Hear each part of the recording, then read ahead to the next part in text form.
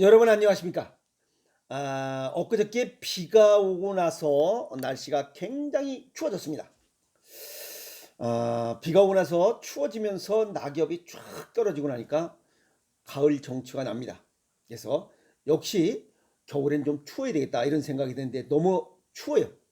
그래서 추울 때는 이런 이론상으로 봐서 뜨뜻하면 됩니다.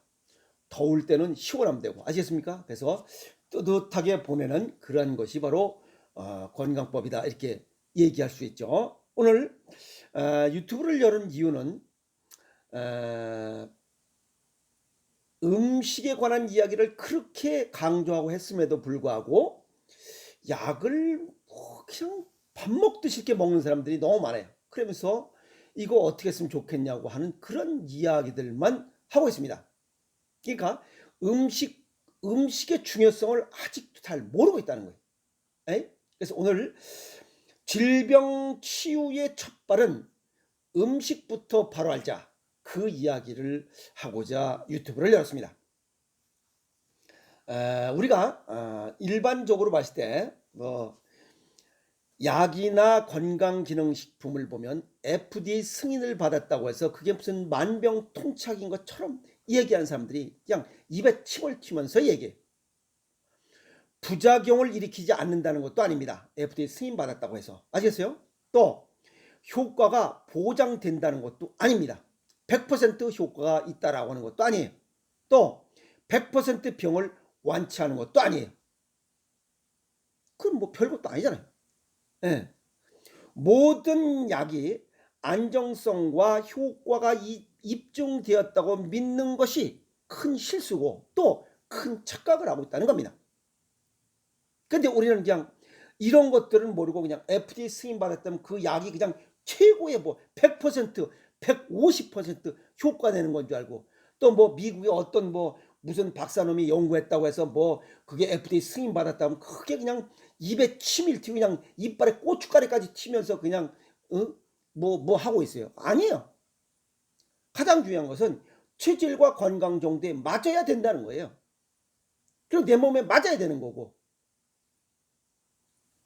오죽했으면 2013년 8월 15일 날 FDA에서 뭘 얘기했냐면 퀴놀론 계통의 항생제 약물이 영구적인 신경 손상을 초래할 수 있다고 경고를 했어요. 그러면서 이 약 표시 겉병에다가 그 겉에다가 경고문을 부착하도록 돼 있어요. 그런데 그 경고문을 본 사람도 없고 그걸 읽는 사람도 없고 이것을 팔면서 경고 내용을 의사가 주의하라고 하는 내용을 얘기하는 사람도 없어요. 이 퀴놀론 계통의 이런 그 항생제가 미국에서 가장 많이 소비되는 약제예요.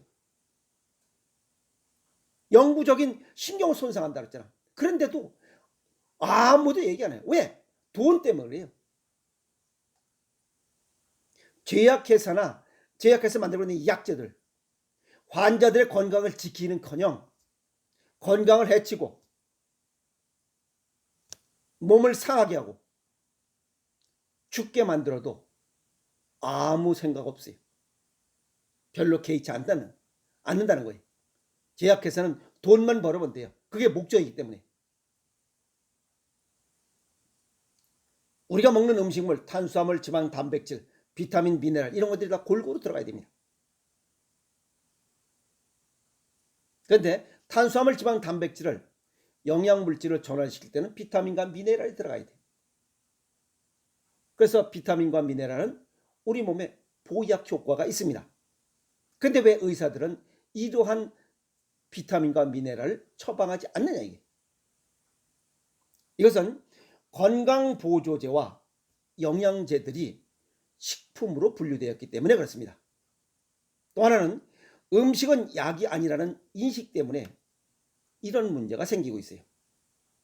실제 음식은 생명을 유지하는 음식이요. 병 발생에 또 하나는 생명을 유지하는 것도 있지만 병 발생시키는 것도 음식이고 또 병을 치유하는 것 오로지 올인원 음식밖에 없습니다. 그런데도 음식에 관한 이런 인식이 아직도 부족한 것이 안타까울 뿐입니다.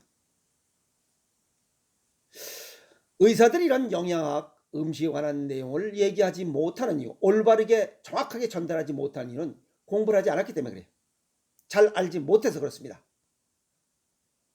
의사들이 자연물질이나 비타민, 미네랄의 양리작용에 대해서 배우지 않았기 때문에 처방할 수가 없는 겁니다. 그리고 불신하고 있는 거예요. 의사들은 학교에서 배운 대로만 의술을 시행하고 있기 때문에 그래요. 음식을 배우지 않고 영양학을 배우지 않았기 때문에 그걸 얘기할 수가 없는 거예요. 그런데 희한한 일이 일어나고 있어요. 환자들이 대부분 의사에게 묻는 것이 있습니다. 상담하는 게 있어요. 비타민과 미네랄을 어떻게 먹나요? 의사도 몰라요.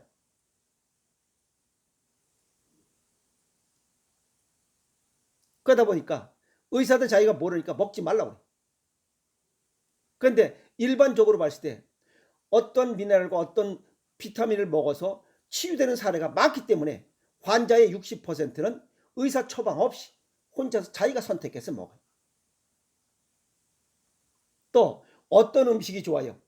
어떻게 먹는 것이 좋나요? 라고 또 질문을 해요. 어리석기 그지없죠. 어리석은 질문이고 어리석은 대답을 하고 있어요. 환자와 의사가. 서양 의사에게 비타민에 대해서 물어보는 것은 한약을 물어보는 것과 같다 하는 거예요. 알지 못하는 사람에게 뭘 물어보냐 이게. 그래서 솔직한 의사는 자기가 배우지 않은 것에 대해서 모르는 것에 대해서는 잘 모릅니다. 전문가에게 물어보십시오 라고 하는 게 솔직한 의사예요. 일부 몰지각한 의사, 알지도 못하면서 떠버리 의사들, 비타민 미네랄 쓸데없다고 먹지 말라고 그래요. 더 웃긴 얘기 있어요? 고혈압 환자한테 싱겁게 먹으라 그래요. 싱겁게 먹어서 혈압을 내린 것은 없습니다. 여기 세계적인 고혈압의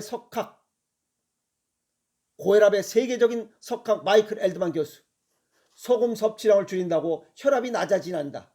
오히려 혈압을 낮춘다고 싱겁게 먹다가 싱겁게 먹으면 심혈관계 질환자들은 오히려 수명이 단축될 것이다. 일찍 죽어버린다 이 말이야. 더 병이 심화된다 이 말이야. 그러면 이러한 고혈압 환자에게 짜게 먹어야 되는 거 아니에요? 짜게 먹는 사람은 고혈압 환자가 없어요. 싱겁게 먹어서 고혈압이 있으니까 병원에 가서 들락날락하면서 그 의사 이름 많이 알고 무슨 박사 이름 많이 알고 그런 사람은 다 고혈압약 먹고 있는 사람이에요. 우리 같은 사람은 고혈압 걸리질 않으니까 그 고혈압 전문가가 누군지 어떤 놈이 무슨 박사인지 알 필요도 없고 알 이유도 없잖아요. 또 위장 질환 있으면 맵지 않게 먹으라고. 위장 질환을 고치려면 맵고 짜게 먹어야 돼요. 미안한 얘기지만 매운맛이 위산 분비를 촉진시키기 때문에 그래. 당뇨 환자에게 설탕 대신에 아스파탐을 먹으라고. 아스파탐 설탕보다 당도가 180배가 높아요. 강하고. 또 어떤 버섯은 항암 치료에 아주 효과가 있어요. 근데 그런 버섯 먹어도 되냐고 물어보면 그 항암 효과, 항암 치료에 방해하니까 먹지 마세요라고 해. 잘 모르면서 아는 척하는 거야. 미친놈들이지. 잘 모르는 분야인데도 불구하고 다 아는 것처럼 당당하게 말하는 그런 의사가 있으면 안 돼. 그놈한테 물어보나 말아요. 결국 뭐예요? 환자만 속고 있는 겁니다. 미국 의약품집에 수만 가지 의약품이 등록되어 있습니다. 완치를 위한 약은 몇 가지밖에 없다고 해요. 항생제도 몇백 가지 증상 완화하는 약물뿐이에요. 항생제, 항염제, 항고혈압제, 혈당 억제제, 그리고 암 환자들이 맞는 항암제, 이건 전부 다 증상 완화와 억제하는 것이 이것이 완치 치료제는 아니라는 거예요. 또 치유제가 아니라는 거예요. 약물 이외에는 자연치유법을 모르기도 하고 처방할 수도 없습니다. 방법도 몰라요. 현대인들이 보면 건강에 이상이 생기거나 또 병이 발생하면 병원부터 찾아가요. 병원부터 찾아가서 의사에게 상담을 하고 약부터 처방받아요. 다른 치료나 다른 접근법을 구경하지 못했기 때문에 알지도 못하고 그렇기 때문에 오로지 약밖에 몰라요. 의사나 환자가 의학이 서양의학만 있나요? 서양의학, 동양의학, 대체의학이 있잖아. 세 가지 방법이 있는 거예요. 그걸 찾아야지. 그래서 병은 자라가라는 거예요. 어떤 병이든지 누군가는 고쳤다 이 말이야. 서양의학이든 동양의학이든 그 다음에 이 대체의학이든 어떤 방법을 고쳤다 이 말이야. 그 고치는 방법을 찾기 위해서 자라가라는 거예요.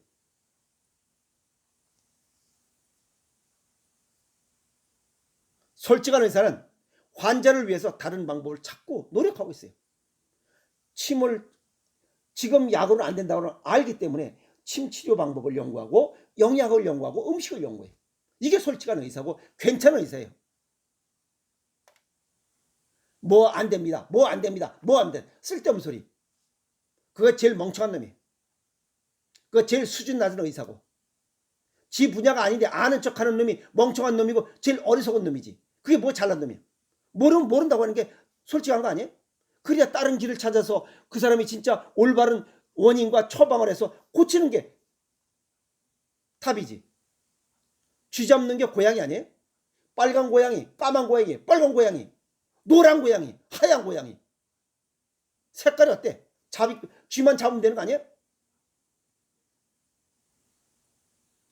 미국의 사망 순위를 보면 심혈관계가 1위, 암이 2번째, 3번째가 의료사고예요.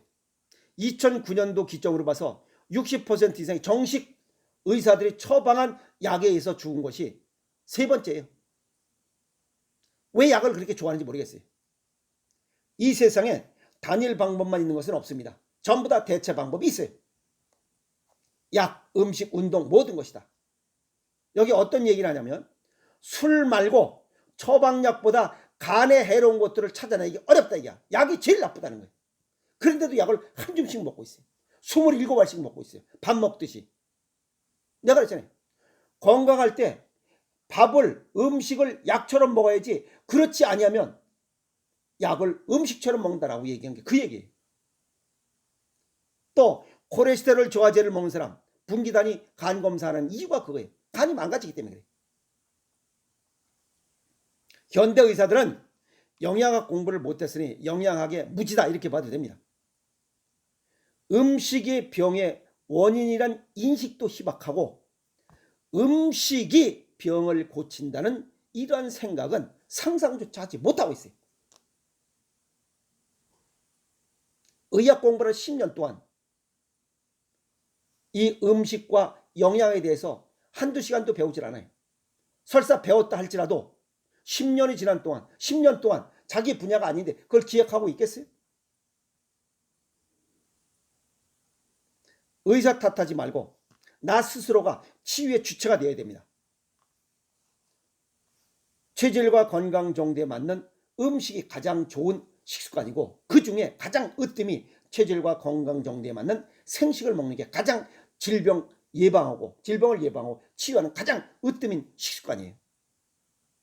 그래서 음식으로 못 고치는 병은 약으로도 못 고친다 하는 이야기가 바로 그겁니다. 히포크라테스가 이 이야기한 그 깊은 의미를 알아야 돼요. 모든 병은 잘못된 음식 섭생에서 시작된다고 생각을 바꿔야 돼요. 그래서 병이 발생하면 내가 식습관이 뭐가 잘못되고 생활습관이 뭐가 잘못되는지 그것부터 찾아야 되는데 그런 건 찾을 생각 안 하고 바로 병원부터 가서 약부터 그러니까 일찍 죽는 거예요. 오죽했으면 일본의 아보 도우루 선생이 뭐라 했어요? 세계적인 면역학 박사입니다. 병을 고치려면 약을 끊어라 라고 얘기한 거예요. 아주 솔직한 의사예요. 멋있지 않나요? 병을 고치려면 약을 끊어라. 여기 엊그저께 올린 게 있죠. 부산에서 이 무릎 통증 때문에 온갖 고생하신 분 내가 했어요. 생식하고 걸어라 했어요. 해운대 백사장을 하루에 1시간씩 2달 동안 걸었어요. 무릎 통증이 싹 사라진 거예요. 약을 먹은 게 아니잖아요. 식생활 바꾸고 생활 습관 바꾸니까 그 무릎 통증 때문에 파스를 덕지덕지하고 생활 공간이 요거밖에 안 되는데 그 1시간씩 넣고 이젠 아주 활력 있게 살잖아요. 오죽했으면 감사하다는 전화를 왔겠어요. 약 먹지 않고도 얼마든지 질병 고칠 수 있습니다. 아시겠습니까? 모든 병은 잘못된 음식 섭생에서 시작된다는 생각을 갖고 병이 발생하면 약을 찾는 것이 아니라 음식부터 먼저 찾도록 하세요. 질병 치유의 첫발, 음식부터 바로 알자. 그래서 오늘 이 내용을 강의했습니다. 음식 제대로 찾아 먹고 건강하게 살아갑시다. 화이팅!